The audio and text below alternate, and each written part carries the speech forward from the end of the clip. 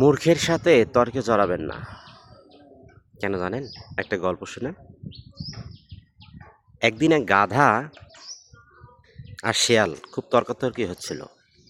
গাধা বলতেছিল ঘাসের রং নীল, আর শেয়াল বলতেছিল ঘাসের রং সবুজ। তো তখন দুইজন মিলে কথা কাটাকাটির এক পর্যায়ে রাজামশাইয়ের কাছে বিচার দিল, সিংহর কাছে, যে চলো আমরা দুজন সিংহর কাছে বিচার দেই, দেখি সিংহ কি বলে।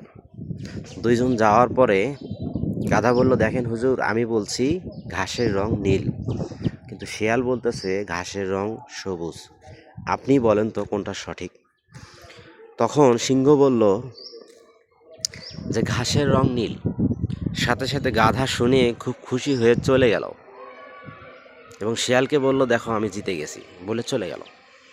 শেয়াল বলল যে দেখেন রাজামশাই, ঘাসের রং সবুজ এটা আমিও জানি, আপনিও জানেন, কিন্তু ওকে আপনি কেন বললেন যে ঘাসের রং নীল?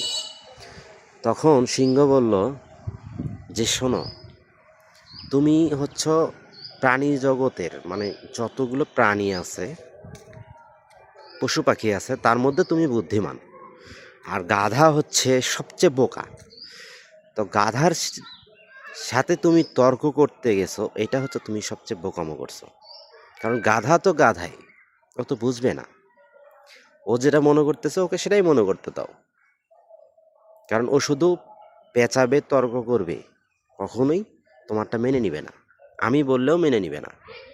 এই জন্য ওরটা ওকে বলে আমি ওকে পাঠিয়ে দিলাম। মোরাল অফ দ্য স্টোরি কি? মূর্খর সাথে তর্ক জড়াবেন না, সে যেটা বলে সেটাই মেনে নেবেন।